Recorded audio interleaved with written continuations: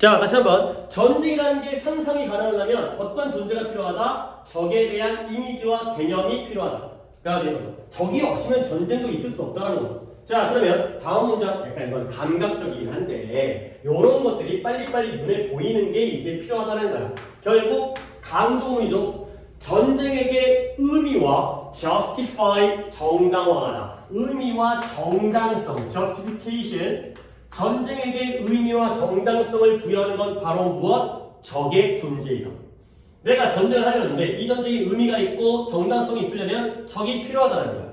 자, 그래서 적은 이러한 누가 얘기했어요? 칼 슈미트라는 사람이 말했는데요. 전쟁이라는 건 따라와요. 뭐로부터? 증오의 감정으로부터 따라온다는 거야. 우리가 북한을, 물론 우리의 동포이기 때문에 약간 복합적 감정이 있긴 하지만 북한 김정은을 해보자. 김정은을 사랑하면 전쟁이 안 나죠. 김정은을 갖다가 hatred, 증오하는 감정에서 전쟁이 따라 나온다 라고 얘기했고요. 그 다음에 전쟁이라는 것은 그 자체의 아까도 나왔던데 strategic, 전략적, tactical, 전술적, 그리고 또 다른 규칙들과 그런 관점들을 가지고 있다는 거예요. 근데 그러나 그것들은 모두 다 presuppose가 뭐다? 전제로 하고 있다는 거예요. 무엇을 전제로 하느냐? 밑바탕, 전제 조건.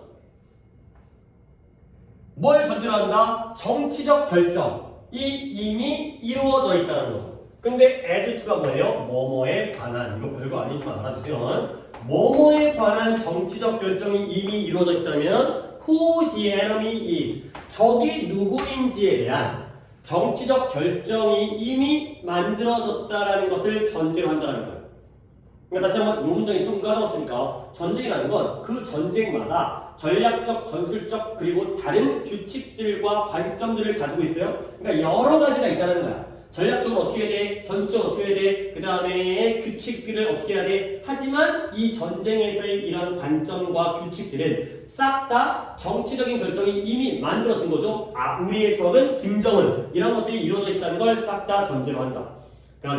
자, 그래서 적에 대한 개념은 아주 근본적인데 무엇에 대한? 전쟁에 대한 도덕적, 그러한 윤리적, 그러한 도덕적인 평가에 있어서 본질적이고 근본적이에요. 적이라는 개념이. 그래서 결국 문장은 점점 더 좋아집니다. 다음 문장은 해석이 아니지만 내가 해볼게요. 이러한 전쟁 중인 국가의 기본적인 목적이에요.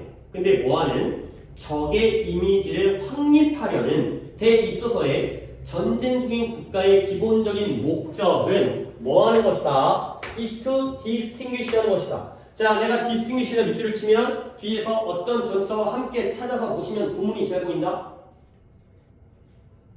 distinguish A 뭐겠어요? from이 되겠죠. 이거예요. 그렇죠? 이런 거 빨리 보면 결국 어떻게 한다? 가능한 한 날카롭게 구분하는 거예요. 근데 뭘 날카롭게 구분하냐? A가 뭐겠어요? The act of killing, 죽이는 행동을 The act of murder, 살인의 행동과 구별하는 게 바로 이런 나라들의 목적이 되는 거죠. 얘들아, murder는 살인이에요. 그러면 killing은 뭐예요? 갑자기 개를 죽이진 않을 거예요. 사람을 살해하는 거죠. 오케이? 그러면 결국 여러분들이 이제 이런 의미를 갖다가 kill과 murder의 단어의 뜻의 의미 차이를 미리 알고 들어가는 게 아니잖아. 오케이? 그러면 다시 한번 전쟁 중인 국가가 뭐하는 데서 적의 이미지를 확립해야 돼. 그런 것들의 가장 기본적인 목적은 뭐다? 가능한 한 정확하게, 가능한 한 날카롭게 죽이는 행동과 살인하는 행동을 갖다가 구별하는 게 바로 목표가 되겠어요. 오케이? 그러면 예를 들어서 두 개의 행동을 구별한다는 건 두 개가 같다는 거야? 다르다는 거야? 다르다는 거지. 그러면 하나가 마이너스면 하나는 뭐가 되는 거야? 플러스가 된다는 거죠. 오케이? 그러면 예를 들어서 내가 옆집 아저씨 박 씨를 죽이면 그거는 킬링이에요? 머더예요? 머더가 되는 거죠. 근데 김정은을 죽이면 그건 킬링이라는 거예요. 그래서 그러니까 약간 단어의 뉘앙스의 차이긴 한데 사람을 갖다가 범죄적으로 죽이는 게 머더가 되는 거고요. 어쩌다 보니까 죽었어? 그러면 이제 킬링이 되는 거예요. 잘못된 게 아니라는 거죠. 자, 그러나 우리는 또 뭐 해야 돼요? 조심할 필요성이 있어요. 아이고, 이거 해석이죠? 이게 아까 이제 준수로 끝났으니까 할인할 차례인데. 그러나 우리는 전쟁을 생각하는 것과 그것을 추상적이고 일정한 방식으로 알려주는 적의 이미지에 대해 신중할 필요가 있다. 그쵸? 끝났네요. 자, 근데 병렬이 내 생각과 조금 다른 게 있는데, 봐봐요. 우리는 신중해야 되는데, 뭐에 대해서 생각하는 데 있어서 신중해야 돼요. 근데 뭘 생각하냐? 일단 전쟁에 대한 생각이죠. 요 end만 다시 한번 볼까요? 그리고 적의 이미지인데요. 어떤 적이냐? 그것에 대해서 알려주는. 그걸 알려주는데, 어떻게? 추상적이면서 획일적인 방식으로 그것에 대해서 알려주는 적의 이미지가 되겠어요. 그러면 이때 이승 뭘 가리켜요? 뭐에 대해서 알려주는 적일까요? 전쟁에 대해서가 되는 거죠. 그렇죠? 적의 이미지가 전쟁에 대해서 추상적이고 단일한 획일적인 방법으로 알려주고 있다는 거예요. 그러니까 뭔 말이냐면 적이 나쁜 새끼야. 진짜 나쁜 개새끼야. 그러면 이 전쟁은 옳은 전쟁이야? 나쁜 전쟁이야? 그치. 근데 적이 조금 좀 약간 동정이 가. 그럴만해. 그러면 전쟁 자체가 좀 나빠지게 되는 거지. 그런 것들이기 때문에 결과적으로 전쟁에 대해서 정보를 알려주는 적의 이미지가 되는 거죠. 그러니까 결국 이때 엔드는 누구와 누구의 병렬이에요? 워랑 이미지의 병렬이 되겠어요. 그러니까 우리가 하고 있는 전쟁, 그리고 그 전쟁에 대한 정보를 제공해주는 적의 이미지에 대해서 생각할 때 조심할 필요가 있다는 거죠. 자, 그래서 오히려 뭐 해야 된다? 두 가지가 다 어떻게? 문화적이고 이 불확정적인 현상 있는 그대로의 that they are. 자, 문장 좋아 진짜. 그 있는 그대로의 문화적 불확실성의 현상으로서 보여져야 한다. 가 되겠어요. 자, 일단 이때 보스가 뭘 가리킵니다? 무엇과 무엇이 둘 다 이런 것으로 보여져야 돼요. 이때 보스가 뭘 가리켜요? 방금 두 개 얘기했으니까 전쟁과 적의 이미지, 이 A와 B 두 가지가 다. 그리고 문화적 현상, 그 다음에 불확실한 현상으로서 보여져야 돼요. 그런데 그들이 존재하는이 되는 거죠. 오케이? 그러면 대띠요. 뒷문장이 불완전하죠? 관계대명사예요. 근데 뒷문장에 are 뒤에 보어가 불완전한. 그래서 이러한 전쟁과 전쟁의 그 적의 이미지가 이러한 현상인 거죠. 그러한 현상인 것으로 보여져야 한다. 가 되겠어요. 그 두 가지가 다 이러한 현상으로서 보여져야 한다. 문장이 조금 까다롭죠. 구조가. 그래서 전쟁과 그 적의 이미지가 둘 다 문화적이고 불확실한 현상으로서 보여져야 돼요. 근데 그 현상이 바로 그 전쟁과 이미지가 인 것이라는 거죠. 얘네들이 바로 불확실한 현상이 되겠어요. 약간 글이 나네요. 그래서 이제 전쟁을 위해서는 적의 이미지가 먼저 확립되어져 있어야 한다. 가 되고요. 그러면 컨틴전트 중요합니다. 얘가 불확정적인, 그러니까 정해지지 않았다는 거야. 불확실한. 불확정적이거나 불확실한 거나 그게 그거니까 그냥 이 단어로 알려드리겠어요. 그리고 이거의 명사형 아래입니다. contingency가 되겠어요. 얘는 또 뭔 뜻이냐? 얘는 위급상.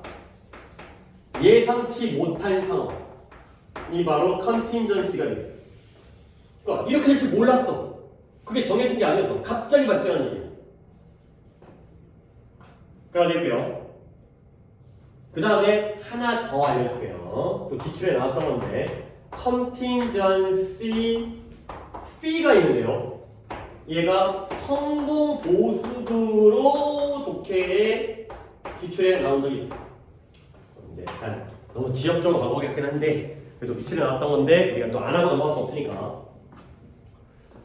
그러니까 성공 보수금이 언제 들어본 적 있어요? 물론 뭐 여러분이 실상 생활에서 직접 경험한 적 없겠지만 병사가 사건을 수임할 때, 그죠? 왜 좋아요? 성공 보수금 좋아요? 아니 살인 청구 이런 거. 그럴 수도 있겠어요. 그렇죠? 그러니까 예를 들어서 네가 나한테 누구를 죽여달라고 했을 때 일단 선금으로 5천만 원 받는 거야. 그 다음에 성공하면 나중에 뭐 1억 원 준다거나 뭐 이런 것들이죠. 그렇죠? 약간 그런 범죄에서도 쓰일 수 있겠지만 결국 그 돈을 지불할지 안 지불할지가 정해져 있어요? 안 정해져 있어요? 안 정해져 있다는 거야. 그렇지? 이게 이 성공하면 뭐 착수금 받고 그다음에 성공 보수금 받고 이게 나눠서 받는 거죠. 그러니까 그게 불확실하기 때문에 그렇게 이제 나온 적이 있으니까 알아주시면 되겠어요. 그러니까 뭔가 약간 나는 뭔가 전쟁을 하기 위해서는 적의 어떤 개념, 이미지 이런 것들이 먼저 전제 조건으로 만들어져야 된다. 되는 거죠. 오케이? 그래서 물론 이쪽이 독해였네. 이거 주장이었지만 그는 굉장히 어려웠어요. 전쟁과 적을 추상적으로 획일적으로 개념화하는 것은 경계해야 된다. 그러면 어떻게 개념화해야 돼? 문화적이고 불확정적인 현상으로서 개념화를 해야 되는 거죠. 그렇죠? 추상적이고 그 다음에 획일적인 방법으로는 개념 생각하는 것 같다가 우리가 조심해야 된다. 아이고 얘들아 독해 잘못했네. 얘가 여기서 끊기면 안 되겠네. 실수를 인정을 해야죠. 자 봐봐요. 이때 대신 어디서 끊겨야 돼요? 이런 차이 느끼게 된다. 여기서 끊겨야 돼. 그러면 내가 아까 독해를 할 때 뭐였냐면 적이 전쟁에 대한 정보를 제공해요. 근데 어떤 방식으로? 추상적으로 획일적인 방식으로. 근데 그게 아니었어요. 적이 전쟁의 이미지를 제공하는데 그런 적의 이미지와 전쟁에 대해서 생각하는데 어떻게 생각하는 거예요? 추상적이고 획일적인 방법으로 생각하는 것을 우리가 조심해야 된다. 이거였네요. 그죠? 이렇게 읽어야지 보기에 답이 딱 떨어지게 답이 1번이 되는 거죠. 생각을 추상적으로 획일적으로 하면 안 되고 문화적이고 불확실하게 생각을 해야 되는 거죠. 그래서 이거 처음에 했을 때 이거였네요. 이렇게 이제 이런 것도 이제 문법적으로는 뭐도 상관없지만 내용적으로 저렇게 수정을 해 주셔야 되겠어요. 오케이, 또 넘어갈게요. 뒤쪽에 또 중요한 것들 막 나오는데 86번도 이제 딱 그거지. 그렇지? 여기가 또 86번도 그렇고 그 다음에 또 89번도 좋은데 오답은? 86이요. 너는? 6번 한 명, 9번 한 명. 잘했어요. 딱 두 개가 하고 싶은 것들을 하나씩 골라서 틀려줬는데요. 일단 또 한 번 얘기하지만 refining ignorance를 갖다가 백날 생각해봤자 이 시험에서 요구하는 게 아니라니까. 아니 뜻은 알고 있잖아요. ignorance는 무식 또는 무지가 되는 거야. 내가 무식한 거, 내가 무지한 거. 그 다음에 refine은 뭐예요? 다듬다, 정제하다, 갈고 닦다. 아니 그러면 무식함을 갈고 닦고 뭐 하려고? 무식함을 갖다가 더 무식하게 만든다는 거야? 이게 뭔 소리지? 약간 모순적이고 아이러니하긴 한데 결국 이 말이 뭐인지를 갖다가 이거 갖고 알아내려고 해봤자 소용이 없고 요 글에서 주제를 파악을 하셔야 돼요. 그러니까 오히려 이게 그 부작용이 있어요. 이게 얘를 갖다가 이제 여기 맞죠? 밑줄이 처번에 처리지 여기 refining ignorance가 이거 갖고 매달려봤자 오히려 독이 된다니까. 자 가볼게요. 첫 문장이 해석 안 해요. 양보가 나왔는데 비록 명시적인 목표는 아니지만 최고의 과학은 뭐로 여겨질 수 있다? refining ignorance라고 여겨질 수 있다는 거예요. 그게 뭔지를 일단 보호를 합니다. 그래서 과학자들, 특히 어떤 과학자들이냐면 젊은 과학자들은 can get too obsessed. obsessed가 뭐예요? 너무너무 사로잡힌. 그렇죠? 여기에 갇혀 있는 거야. 일단 정리를 해드릴까요? 사로잡힌 거. 지나치게 사로잡혀 있는 거예요. 근데 무엇에? 결과에 지나치게 사로잡혀 있다는 거죠. 자, 그러면 사회가 그들을 도와주는데 어떻게 도와줘? alone, 함께, 줄곧 쭉 도와주는 거야. 근데 어디에? 이러한 미친 추적, 미친 추구, 이렇게 정신 나간 추구, 추적, 쫓아가는 게 취했잖아요. 이러한 추구를 도와주고 있다는 거야. 또 이건 뭔 말이야? 계속 막 글이 막 난리지. 내가 지금 뭘 읽고 있는지도 모르겠어.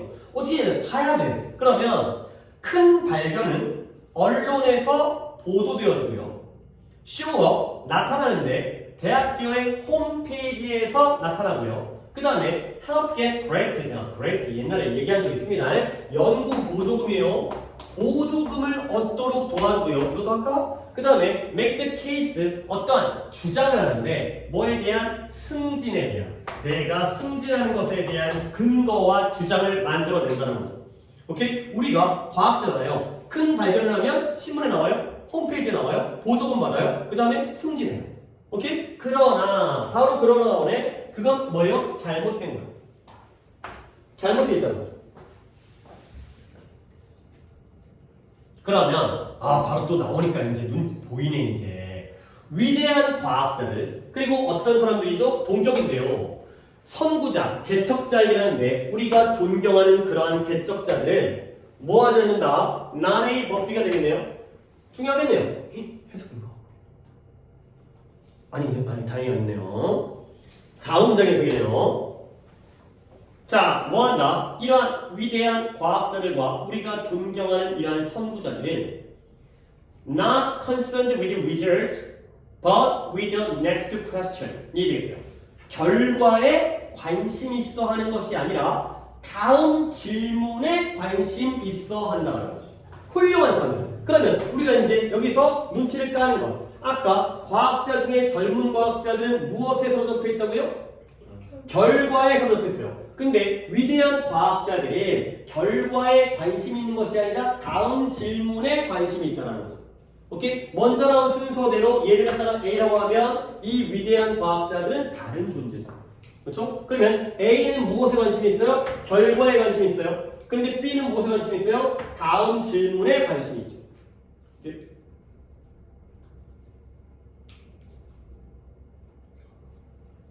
이걸 어려운 거예요. 뒤에 어려워요. 뒤에 어려운데 잘 봐요. 여기서 자 눈치를 챌까요? result와 next question 중에 뭐가 플러스예요?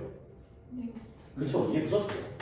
그러니까 약간 좀 어린 애들은 결과에 관심이 있는데 훌륭하고 우리가 존경하는 위대한 과학자들은 다음 질문에 관심이 있다는 거죠.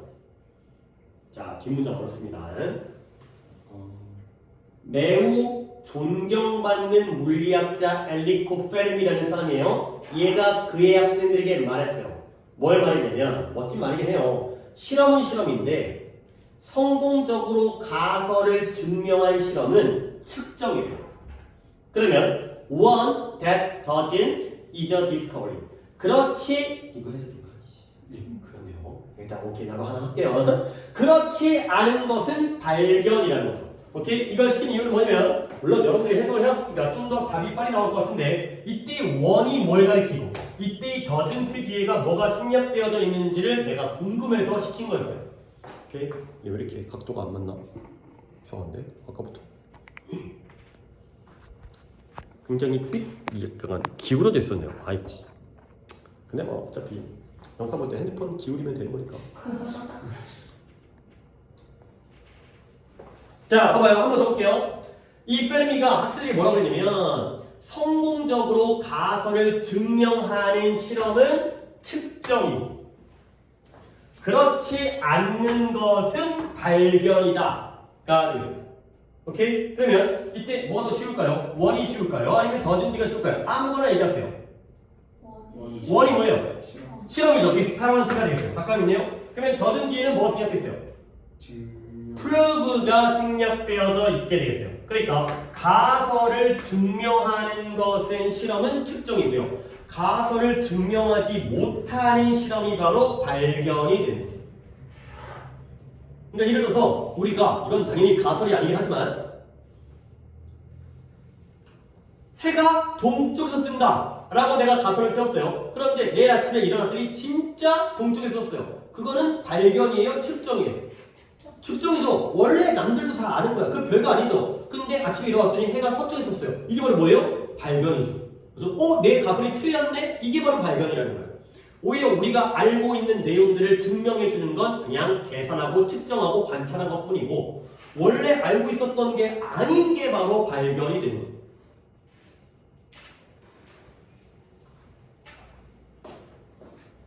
자, 다음 문장이 좀 어렵습니다. 여러분들 이게 좀 어려워요. 이제 여기부터가 여기까지 이제 이해한 것 같은데 갑자기 여기에서 뭔가 이상하게 말을 꼬았어요. 자, 갑니다. 노벨상. 노벨상은 뭐예요? 과학적 성취에 대한 가장 피너클 꼭대기, 정점. 그러니까 과학자 중에서 보통 뭐 사람들마다 다르긴 하겠지만 인생의 최종 목표가 노벨상일 수도 있잖아요, 그렇지? 노벨상 받는 게 어찌 보면 대한민국이다.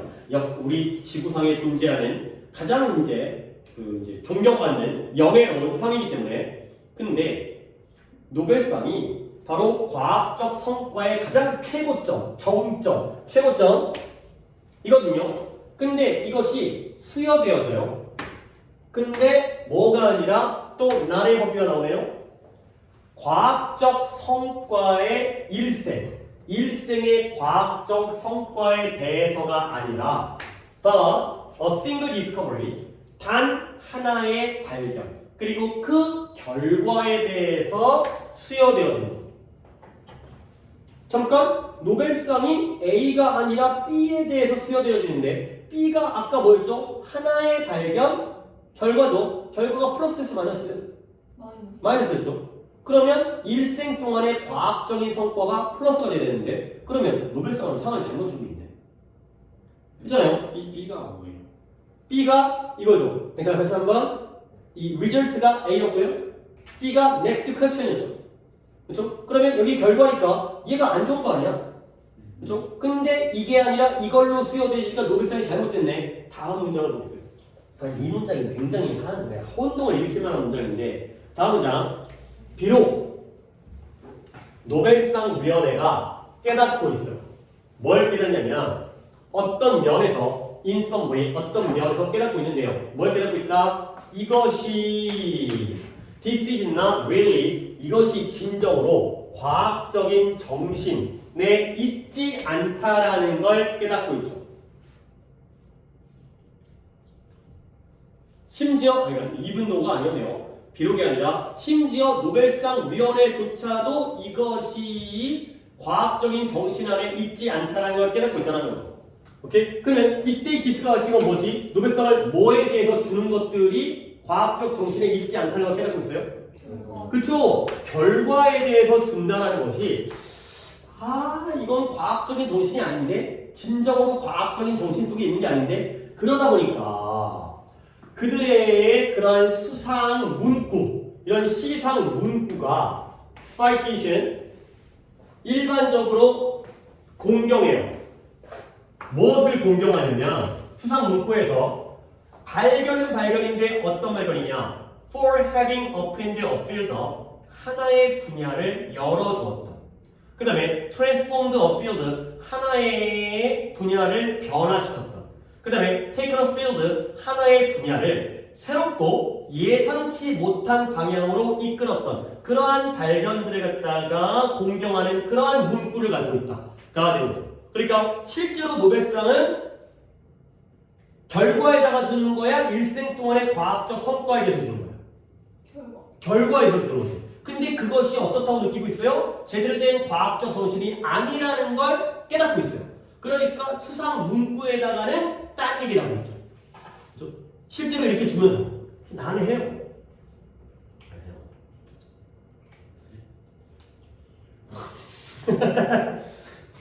그래요. 뭔가 혼자 이겨내려고 하고 있으니까 약간의 시간을 주면서 너에게 질문할 기회를 주겠어요. 내가 이제 너한테 나 혼자 너한테 설명을 하는 것보다 네가 스스로 깨달음을 얻는 게 더 좋은 거니까. 그래요. 한번 질문해봐요. 그러니까 어떤 생각이에요? 넌 어떻게 이해했어요? 그러니까 결과한테 주는 거잖아요. 그쵸? 노벨상은 결과예요. 근데 그 노벨상 위원회도 이게 잘못된 그쵸? 잘못됐다고 알고 있죠. 그러니까 수상해주면서 문구에다가는 약간 말을 집어넣는 거죠. 이건 수상한 거지 뭘 위해서? 발견은 발견인데 어떤 발견을 했어? 어디 갔어? 그러니까 과학적 성과인 것처럼 문구를 한다는 거죠. 그쵸? 일생 동안의 과학적 성과인 것처럼 실제로는 결과에 주면서 말은 이렇게 하고 있다. 가 되는 거죠. 지네도 알고 있으니까. 아인슈타인이 노벨상 못 받을 뻔한 거 알아요? 상대성 이론으로 못 받았죠. 이게 노벨상의 어떤 수상의 근거가 인류 발전에 기여를 해야 돼요. 근데 상대성 이론이 솔직히 뭐 아무리 대단한 이론이라 할지라도 우리가 밥 먹고 사는데 아무 영향이 없어요. 그걸 안다고 기분이 좋은 거 정도밖에 없어요. 와 대단해. 그렇게 없기 때문에 못 받을 거예요. 그래서 광전 효과인가? 이 광전 효과는 Light Effect Theory라는 되게 아인슈타인의 그 연구 중에서 진짜 별거 아닌 걸로 어찌 해갖고 겨우 줬어요. 그러니까 너무나 뛰어난 과학자인데 우리 인류의 실생활에는 영향을 안 미쳤거든. 그러면 이 아인슈타인이라는 게 예를 들어서 평생 동안 뭐 이제 맨하탄 계획이라든가 이렇게 뭐 이제 그런 원자 폭탄에도 참여를 하긴 했지만 여러 가지 뭐 정치적인 것도 있긴 하지만 어떤 역사적으로 따졌을 때 역사에서 정말 두 손가락 안에 꼽히는 뉴턴이냐 아인슈타인이냐 막 이런 거잖아. 그러니까 이 사람한테 어떤 일생의 과학적인 공헌으로 따지면은 노벨상을 못 받을 리가 없잖아요. 근데 어떤 하나의 이론, 발견, 올해의 어떤 이런 것들이 그 기여도가 너무 떨어져가지고 실생활에 대한 기여도가 떨어졌기 때문에 못 받을 뻔했대요. 그래갖고 이제 어찌어찌 해갖고 그런 광전 효과라는 이론을 갖고 노벨상을 수상하는 거죠. 그러니까 이제 약간 그러니까 지금 아이씨 그게 뭔 소린데 그래 어떻게 해야 되겠어요? 결국 refining ignorance라는 거를 모르고 문제를 푼 거야. 갑니다. 비록 명시적인 목표는 아니지만 최고의 과학은 진정 뭐라고 여겨질 수 있다. 자 일단 밑줄을 쳐놓고 이건 플러스가 들어가야 돼 마이너스가 들어가야 돼. 최고의 과학은 진정 뭐라고 여겨질 수 있다. 자 모르겠어요? 넘어갈게요. 자 과학자들은 특히 어린 과학자들은 이제 우리 느낌 알고 있으니까 이따가 단어는 내가 다시 한번 확인하도록 해줄게요. 결과에 집착하고 서접혀 있는 과학자들은 좋은 놈 나쁜 놈? 나쁜 놈 마이너스예요. 결과 마이너스예요. 근데 사회가 그들을 도와주고 있다는 거예요. 세상이 그렇게 돌아가는 거지. 왜냐면 큰 발견을 하면 어디에 나와? 신문에 나와. 아 대단해. 그렇죠? 그 다음에 또 어디 나와? 대학교 홈페이지에 나오고요. 그 다음에 뭘 줘? 보조금도 주고요. 그 다음에 승진도 시켜준다는 거예요. 이게 바로 뭐예요? 결과죠. 그랬어요? 근데 그건 뭐다? 잘못돼 있다는 거예요. 그건 잘못이야. 그러면 과학자들, 위대한 과학자들, 그 사람들은 결과에 관심 있는 게 아니라 그 다음 질문에 관심이 있다. 그러면 그 다음 질문이 플러스인 건 알겠지만 이게 뭔지 모르겠네. 그럼 그 다음 질문, 뭔가 결과를 얻은 다음에 또 그 다음 질문, 뭐지? 그러면 볼게요. 매우 존경받는 페르미가 뭐라고 했냐면 실험은 실험인데 어떤 실험이에요? 가설을 성공적으로 증명하는 실험은 측정이다. 오히려 가설을 증명하지 못한 실험이 발견이다. 그럼 페르미 입장에서 메저먼트와 디스커버리 중에 뭐가 마이너스 뭐가 플러스? 메저먼트가? 그쵸? 이런 거 그냥 하찮은 거야. 별거 아니라는 거죠. 그래서 가설을 증명 못했어요. 그럼 뭐 하겠어요? 또 다른 질문을 하겠죠. 이게 왜 안 맞지? 이건 끝나는 게 아니라 다음 단계로 넘어가겠죠. 얘가 플러스라는 거야. 근데 오히려 이러한 발견이라는 게 이 문장 안 했네? 이 발견이라는 게 뭐냐면 뭘 밝혀낸다? 우리가 새롭게 무식하다, 무지하다는 걸 알아내는 거지. 원래 가설을 증명했으면 맞아, 내가 맞았어. 근데 가설을 증명하지 못하면 내가 이걸 몰랐네? 이런 게 바로 플러스가 되는 거예요. 결국 발견은 플러스니까요. uncovering of new ignorance, 새로운 무지를 발견하는 것도 플러스에 마이너스. 이게 플러스가 되는 거죠. 아, 우리는 무식하구나. 이런 것들을 알아가는 거야. 그러면 이제 노벨상 갑니다. 노벨상은 실제로 어떻게 주고 있어요? 나라의 법비인데 일생 동안의 과학적 성과가 아니라 단지 한 번의 발견, 즉 결과. 봐봐요. 아까는 디스커버리가 플러스였죠. 근데 한 번의 발견, 즉 결과가 되니까 이때의 디스커버리는 뭐가 되는 거야? 이건 마이너스가 되는 거야. 오케이? 여기에 동격이잖아요. 얘 마이너스잖아. 얘 마이너스예요. 그러면 결과적으로 노벨상은 결과, 한 번의 결과로 수여를 하지만 일생의 과학적 성과가 플러스인 거야, 마이너스인 거야? 얘가 플러스인 거죠. 평생을 연구해야 돼. 다음 질문, 다음 질문. 원래 이게 진짜 과학이라는 거야. 한 번의 발견을 통해서 뭐 유명해지고 승진하고 돈 받고가 중요한 게 아니라 다음 질문, 다음 질문. 내가 모른다. 이런 것들을 알아가는 과정이라는 거죠. 그러다 보니까 이제 뒷내용 파악되죠? 노벨상 위원회조차도 이런 것들이 진짜 과학적인 정신 속에 있지 않다는 걸 알다 보니까 그들의 시상 문구가 일반적으로 이런 발견에 대해서 높이 평가를 하고 공경을 하는 거죠. 결국 뒤에 나오는 내용은 결과적으로 플러스예요, 마이너스예요? 새로운 분야를 열었다. 그 다음에 어떤 분야를 변화시켰다. 그리고 그 분야를 예상치 못한 새로운 방향으로 이끌었다. 플러스 마이너스? 이게 마이너스예요? 그러니까 과학적인 정신이 있지 않다는 걸 아니까 문구에서만이라도 결과가 아니라 어떤 일생의 연구 과정을 갖다가 문구에다가 실어준 거예요. 오케이? 물리학을 새롭게 개척했다. 이거죠. 하나의 발견이 아니라. 오케이? 이 부분이 바로 플러스가 되겠어요. 문구만이라도 플러스로 얘기를 하고 있다는 거죠. 그러면 결국 다시 첫 문장 더 갑니다. 어려워. 비록 명시적으로 드러내고 있지는 않지만 최고의 과학이라는 건 뭐라고 여겨질 수 있다? 우리의 무지함을 계속 다듬어가는 거야.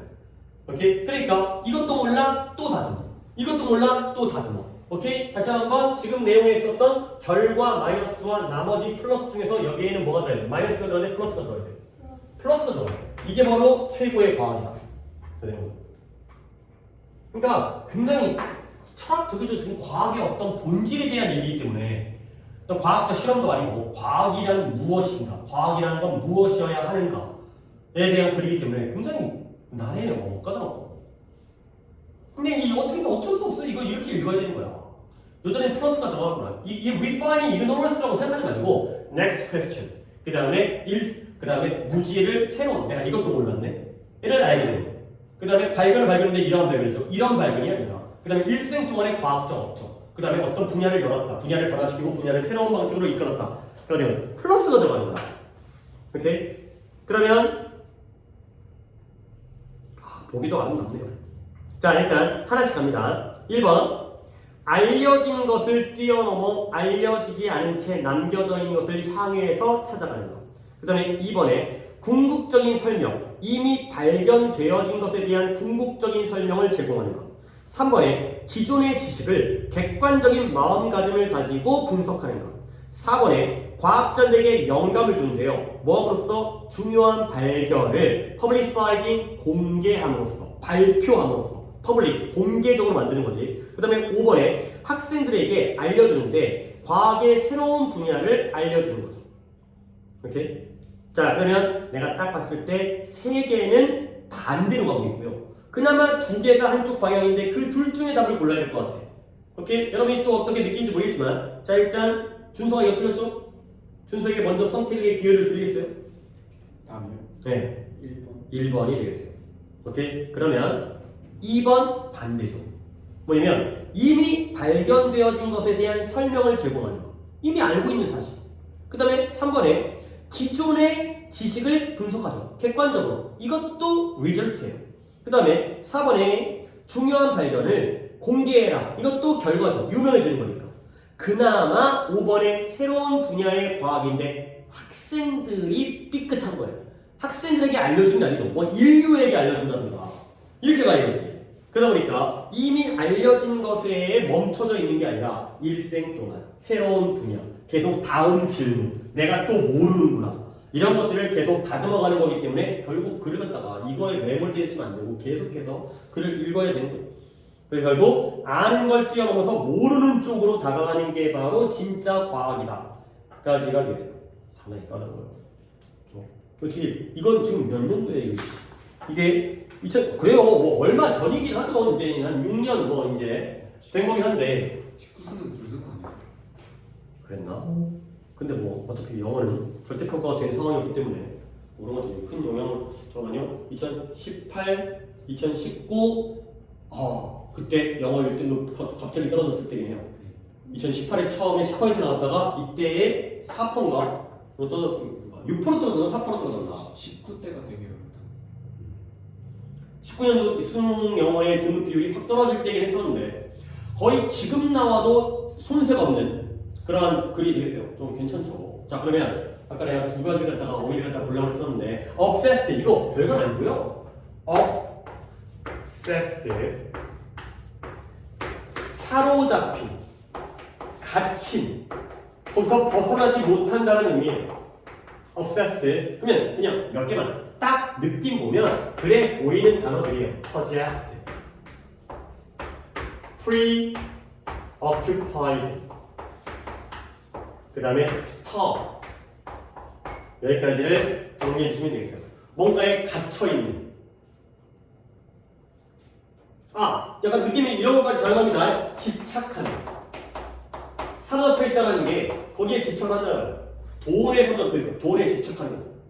요렇게 부정적인 의미의 단어들이니까 딱 좀 느낌이 오죠. 뭐 사로잡혀 있는 거죠. possess, 소유하다. occupy, 점령하다. stop, 갇혀있다. 이제 이런 것들을 그냥 싹 정리를 해주시면 스펠링 외우고 그런 필요 없잖아요. 그냥 얘네가 이런 느낌이구나. 이렇게 자꾸 비슷한 느낌의 단어들을 보게 되면 그래서 또 느낌이 생겨나는 거니까 하나가 뭔가 더 있었던 것 같긴 한데 까먹었어요. 이제 안 보이는데 그랜트라고 얘기하죠. 그랜트. 자, 그랜트 한번 정리하세요. 이 그랜트가 또 언제 할 기회가 없기 때문에 여러분들은 그랜트라는 단어를 가장 먼저 여기서 배웠을 거예요. 근데 그거보다는 그랜트의 단어의 뜻을 먼저 알려드리면 얘가 부여하다, 인정하다의 뜻이에요. 부여하다, 주는 거예요. 주는 거. 그런데 연구 보조금으로 쓰인다는 거죠. 이렇게 수능 기출에 나왔는데 알아야 돼 이거. 아, 그랜트가 부여하다 인정하다 주는 거. 연구 보조금. 대학 교수한테 잘했어. 내가 연구 보조금 줄게. 이런 거지. 굉장히 그들에겐 중요한 이거죠. 연구 보조금 받아야 연구를 하니까. 근데 우리는 take A for granted를 솔직히 더 먼저 배우지 않았어요? 얘가 관용표현의 뜻이 뭐죠? A를 뭐하다? take A for granted. 많이 본 것 같은데, 그치? 머릿속에 있긴 있어. A를 당연시하다. 이거죠. 당연시하는 건 뭐예요? 높이 평가하는 거예요? 약간 하찮게 여기는 거예요. 그쵸? 그래서 granted가 저런 뜻. 이미 나에게 인정. 우리는 부모님의 사랑을 당연시한다. 어머, 엄마의 사랑? 당연히 나에게 부여된 거지. 그거 내 거지. 나에게 인정되어진 거지. 그거 내 거지. 그러니까 별로 대단치 않게 여기다. 가 된 거죠. 아, 그랜트가 여기 있었지. 그러니까 이 단어. 뭔가 이게 도움이 되든 이게 도움이 되든 어느 쪽으로 도움이 될 테니까. 그랜트라는 단어는 요 관용편 빼고도 단독 뜻도 알아두셔야 됩니다. 부여하다, 인정하다. 가 되겠어요. 하나 정도를 더 해야 하는 게 좋으니까 그래요. 이제 할인이 오답까지를 갖다가 한 다음에 하도록 할게요. 근데 잠깐만요. 588로 좋은 게 있는데 순서를 어떻게 할까? 지금 해석하셔야 되는 건 순서를 바꾸겠어요. 그래서 아니지. 원래 준서가 586을 했어야 되는데 내가 해버려가지고 기회를 놓쳤으니까 588을 준서가 해석합시다. 그런 다음에 이제 589를 할인이 쪽으로 가는 게 제일 좋을 것 같아요. 이 국가들의 현재 그리고 지속적으로 불충분한 문제와 관련된 이슈가 관련성에서 발생하고 있다. 농업과 물 공급에 대한 위협 증가와 주로 부유한 국가들에게 혜택을 주는 국제무역 규칙에 직면해서. 그렇죠. 오케이. 일단 끊는 거 잘했고 그 다음에 병렬은 잘했고 근데 한 가지 좀 아쉬운 건 in the face of를 하나를 더 알아주세요. 그러니까 in the face of를 이건 옆에다가 써도 됩니다. 써도 좋아요. 이건 그 정도로 많이 씁니다. in the face of라는 표현을 뭐뭇을 직면하여 라고 지금 이제 준서에 손했지. 근데 하나 더 봐라. 뭐뭐에도 불구하고 요 두 가지를 뜻을 두 개로 기억해 두세요. 이 정도 필요하다 이거. in the face of를 두 가지 의미로 알아두는 게 필요합니다. 그러면 한번 정리해 볼게. 어떤 느낌이 살리는지, 이걸 해석했을 때 어떤 느낌이 살리는지 관련된 문제가 발생하는 거야. 근데 무엇과 관련하여 현재 지속적으로, 지금도 그렇고 지속적으로 부적절한 원조, 도움이 되는 거죠. 근데 누구? 이런 국가들에 대한. 근데 이런 국가들에 대해서 도움이 잘 이루어지고 있는 거야? 안 이루어지는 거야? 아니요. 그쵸? 지속적으로 그 다음에 현재에도 부적절한 도움과 관련해서 관련 문제가 발생하는 거야. 근데 뭐예요? 이러한 농업과 물의 공급에 대한 점점 더 증가하는 위협, 그리고 주로 부유한 국가들에게만 이익을 주는 국제무역의 규칙에도 불구하고 이러한 못사는 국가들에 대한 부적절한 도움을 주고 있다는 거죠. 그러니까 계속해서 환경적으로 농업과 물 공급에 대해서 위협이 점점 증가하고 있다는 거야. 그리고 맨날 거래하다 보면 맨날 미국이 이익 본다는 거지. 이건 이제 또 트럼프 때문에 이제 더 극심해지겠지만 그러한 규칙에도 불구하고 그러면 도와줘야 될 거 아니야? 근데 그럼에도 불구하고 도움이 부적절하다. 부적절한 도움이 있다. 그래서 여러 가지 관련된 문제가 발생한다. 가 됐어요. 오케이? 무엇을 측면하여 뭐에도 불구하고. 그러니까 예를 들어서 이런 거잖아요. 이제 어떤 실패를 직면하여 이겨냈다. 그게 뭐라고요? 실패에도 불구하고 이겨냈다. 그런 느낌의 in the face of가 이 두 가지 뜻을 각각 챙겨 두셔야 되겠어요. 그 다음에 여기에 뭔가 어휘가 오케이. 미티게이션은 나중에 하도록 할게요. 시간 가능하니까 589번을 보도록 하겠습니다. 이것도 좋은 소재예요. 588 문자 겁나 길었네. 어머니 건드리긴 좀 그렇고 589를 보도록 하겠습니다. 이것도 소재가 이것도 요즘에 계속 나와요. 특히 약간 이건 또 내가 이렇게까지 얘기하는 건 좀 너무 약간 그렇긴 한데 40번, 41, 2번. 그러니까 요양문과 장문에서 장문 41번에서 내가 최근에 많이 봤어요. 많이 봤는데 딱 이거야. 너네한테 기부금을 갖다가 이제 모금하려고 해요. 그랬을 때 갑니다. 아프리카에 매년 3천만 명의 사람들이 물 부족으로 고통받고 있습니다. 라고 광고를 했어요. 자, B 광고예요. 아프리카에 한 소녀가 살고 있는데 이 소녀는 아침부터 물을 깃기 위해서 50km를 넘어간다. 한 10km 우리 옛날에 내신 예비할 때 그런 거 있었지. 물 기르러 가지고 뭐 이제 그래갖고 뭐 이제 뭐 공부를 못 하다가 화장실 남의 집 화장실 사용하다가 쫓겨나고 뭐 이런 얘기 있었는데 어떤 소녀가 아침마다 물을 깃기 위해서 가족을 위한 물을 깃기 위해서 5시간을 걸어가야 됩니다. 자. 상식적인 이런 얘기 하지 말고 저는 그래요 하지 말고 사람들이 어디다가 기부하겠어요? 3천만 원. 그래요. 아 그래요. 약간 공리주의적인 한 명. 사람들이 여기다가 기부를 한대요. 그렇지? 왜냐면 3천만 명 어쩔 일인 건데 아이코 소녀 너무 안타까워 얼마나 불쌍해가 되는 거죠. 오케이? 사람들은 오히려 작은 숫자의 감성적인 접근에 더 반응을 하고 어떤 객관적인 수치 있잖아요. 이런 것들에 대해서는 느낌이 뭐 어쩌라고 뭐 이런 거지. 아니 그 우리나라도 힘들어. 너네 뭐 어떻게 도와줘. 이런 거 이거 되게 많이 나온다. 특히 요즘에 굉장히 많이 나옵니다. 어떤 약간 이런 것들이. 그러니까 결국 이런 주제가 나오면 아니 이런 내용이 나오면 주제는 뭐겠어요? 결국 사람들에게는 뭐가 더 먹힌다? 감성이 더. 감성적인 거가 더 먹힌다. 이런 쪽으로 갈 수도 있고요. 사람들은 이성적 판단 능력이 떨어졌다. 없다. 이런 쪽으로 갈 수도 있어요. 그러니까 뭔가 이제 좋은 쪽 방향으로 그러니까 이런 식으로 해야 돼. 로 플러스 쪽으로 갈 수도 있고요. 왜 그래? 사람들이 멍청하니까. 약간 이런 식으로 갈 수 있다는 거예요. 이런 걸 이해를 못 하더라고 멍청하게. 오케이? 약간 같은 소재를 가지고 바라보는 관점은 다를 수 있지만 이거 많이 나옵니다. 오케이, 가볼게요. 갑자기 그 얘기를 왜 꺼내는지 이게 일단 이게 밑밥이 있어. 이제 이런 것부터 시작되어진 거야. 그러다 보니까 이제 최근에 또 이제 이런 데 주구장창 나온다는 거죠. 가볼게요. 재앙, 재난, 재난이 아니라 재난, disaster, catastrophe. 재난의 결정적인 요소는 뭐냐면 원래 그런 거 아니야? magnitude, 규모. 아까 나왔던 스케일과 같은 단어야. 규모 또는 크기예요. 무엇의 규모냐? 그들의 해로운 결과의 규모이다. 당연히 우리가 지진을 평가할 때 가장 결정적인 요소 뭐라 그러죠? 진도라 그러나요? 그렇죠? 몇 점 몇 이거죠? 5.4 그다음에 뭐 7점 몇 나가면 난리 나는 거지. 그렇지? 뭐 일본 같은 경우는 9점대 지진도 생기게 되는 거고. 자, 난카이 대지진이 일어날까요? 뭐지? 난카이 대지진. 난카이 일본 난카이? 네. 언제 또 예상되어진 거 있어? 거기서 막 지진이 일어난다고 그러던데. 그래? 모르겠었는데.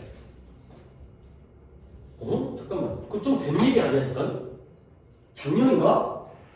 작년 여름 아니었어? 나 그때 어딘가 그쪽에서 어딘가 좀 있었었는데 이제 뭐 일본에서 지진 난다 그래가지고 막 연락 오고 괜찮냐 거기는 막 이랬었던 것 같은데 그냥 넘어간 거 아닌가? 자, 그 다음 결국 어떤 해로운 결과의 크기 당연히 중요한 요소가 되겠죠. 근본적이고 결정적인 요소가 되겠어요. 자, 그러면 사회가 재난으로부터 그냥 지진 사고가 되겠어요. 그런 재난으로부터의 피해를 예방하고 줄이는 걸 돕기 위해서 뭐 해야 돼요? 많은 양의 노력과 기술적인 그러한 sophistication, 정교함 또는 세심함 기술적인 정교함이라든가 세심함이 종종 뭐 된다? 채택되어지는 거예요. employed, 채용되어지는 거예요. 근데 뭐 하기 위해서? 평가하고 전달하는 거죠. 근데 뭘 전달한다? 잠재적이거나 실질적인 손실의 크기와 범위를 평가하고 전달하기 위해서는 많은 양의 노력 그리고 기술적인 정교함이 채택되어지죠. 그러니까 지진이 예상되어져. 그러면 이 지진의 손실, 잠재적 손실, 이 지진이 뭔가 이거 태풍도 있겠고요. 어떤 피해를 줄 것 같아. 그 다음에 실제로 몇 명이 지금 이미 죽었어. 이런 것들의 크기와 범위를 갖다가 사람들에게 평가해서 알려줘야죠. 그러려면 뭐가 필요한다? 많은 양의 노력과 기술적인 세심함이 필요하다는 거죠. 이렇게? 이게 필요하구나. 근데 이러한 노력을 추측하고 가정하는 거야. 뭘 가정하냐면 사람들이 이러한 결과적인 숫자를 잘 이해해서 거기에 따라 적절하게 행동할 거라는 걸 가정하는 거죠. 예를 들어서 지진의 수치를 갖다가 3.0이다 라고 하면은 어떻게 하면 돼? 그냥 일상적인 생활을 하면 돼. 됐어요? 근데 지진의 수치를 갖다가 7.5다. 그럼 어떻게 해야 돼? 뭐 어떻게 해야 돼? 피해야죠. 그죠? 피해야 되거나 뭐 집에 있거나 아니면 대피를 하거나 이런 거지. 아니면 뭐 라면을 사 먹거나. 그런 거에 따라서 거기에 있는 결과적인 수치에 대해서 적절하게 행동할 것을 갖다가 이해하고 행동할 것을 가정하고 있죠. 근데 하우에 보니까 여기서부터 다시 한번 문장을 가려요. 그러나 최근의 행동적 연구가 cast down on 솔직히 관용 표현으로 굳이 외우지 않아도 돼요. cast가 던지다죠. 뭘 던져요? 의심을 던져요. 뭐 하는 거죠? 의문시하다, 의심스러워하다, 의심하다. 무엇을 의문시하냐? 이런 근본적인 가정에 대해서 의심을 던지고 있는 거야. 이걸 의문시하고 있다는 거죠. 이때 근본적 가정의 내용이 뭐였어요? 사람들이 뭐 할 수 있다? 이 숫자에 대해서 이해와 거기에 따른 적절한 행동을 할 수 있다는 게 가정이거든. 근데 이 가정에 대해서 의심을 던지고 있다는 거야. 그럼 뭐냐면 많은 사람들은 큰 숫자를 뭐예요? 이해를 못해요. 3.5, 7.5 이런 것들은 좀 아니고요. 이번 지진이 뭐 500억 정도의 재산 피해를 갖다가 일으킬 수 있습니다. 그러면 500억? 많은 돈인데 내 거 아니잖아. 그래서 난 상관없죠. 그렇죠? 그래서 진정으로 큰 숫자는 발견되어지는데 이런 이미 건너뛰었어요. 자, 큰 숫자는 뭐라고 발견되어지냐면 to lack meaning and to be underestimated in decision unless 잠깐만요. 이 문장도 좋은 문장이네요. 한번 좀 천천히 해볼게요. 커다란 숫자는 뭐라고 밝혀졌어요? 일단 ND의 병렬이 의미가 부족하다. 그 다음에 to be underestimated가 뭐예요? 과소평가되어진다라고 밝혀진 거죠. 근데 뭐 하는데? 결정하는 데 있어서. 근데 뭐 하지 않는다면 그 커다란 숫자가 뭘 전달하지 않는다면 물론 feeling이라는 단어가 나왔지만 affect가 뭐예요? 정서, 느낌, 감정을 전달하지 않는다라면 의미도 부족하고요. 결정에서 과소평가되어진다는 거예요. 이런 문장의 내용을 받으시면 되겠어요. 숫자가 크면 뭐가 부족해? 감정이 부족해.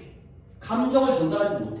그러다 보니까 의미가 없고 과소평가되어지는 거죠. 자, 그래서 이것이 역설을 만들죠. 어떤 역설이다? 이러한 의사결정에 합리적 모형이 표현하지 못하는 역설을 만든다는 거예요. 오케이, 이제 가볼게요. 왜냐면 이런 게 나오면 쉬워지죠. on the one hand와 on the other hand가 나오면 on the other hand가 나오면 대조관계니까. 한편으로 이거를 테니까 그러니까 이게 뒤에 진짜 이거 굉장히 많이 나오니까 한편으로 우리는 강력하게 반응해. 뭐 하는 걸?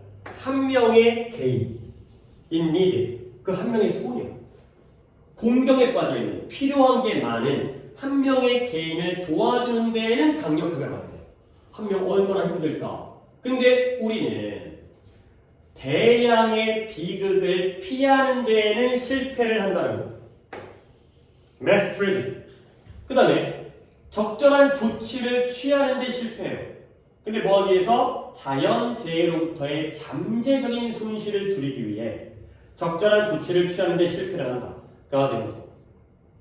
그러니까 작은 숫자에 대해서는 반응을 하는데 오히려 큰 숫자의 경우에는 반응을 못 한다는 거야. 왜 그럴까요? 큰 숫자는 뭐 한다? 감정이 없어서, 정서가 없어서. 가 되겠어요. 딱 그 얘기죠. 이게 출발이에요. 이게 출발이에요. 내가 완벽하게 분석을 한 모든 기출에 있는 그러한 그 43, 45라든가 이런 안 보는 지문들까지는 모르지만 우리가 보는 지문에서는 얘가 출발이었어요. 그래서 이 다음부터 아까 얘기했던 3천만 명이냐 한 명이냐 500명이냐 한 명이냐 이런 식의 두 개를 갖다가 비교하는 그러한 지문들이 요양문 40번과 그 다음에 자문에서 요즘에 계속 출제가 되고 있으니까 이런 것도 소지적으로 알아주시면 되겠어요. 한 명을 도와줄 때는 막 마음이 가. 근데 숫자가 커지게 되면 그게 어떤 건데 잘 모르겠는데 이런 식으로 평가를 잘 못하는 그런 상황이 되겠어요.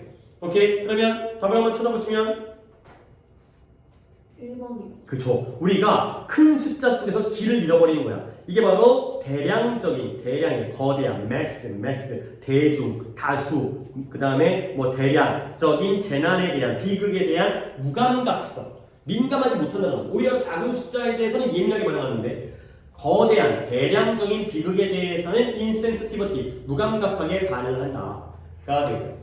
갑자기 또 옛날에 했던 거 생각나는데 affect가 명사로서 정서라는 뜻이죠. 그러니까 affective가 뭐다? 정서적인, effective는 뭐다? 효과적인. 알겠죠? 근데 다른 거예요.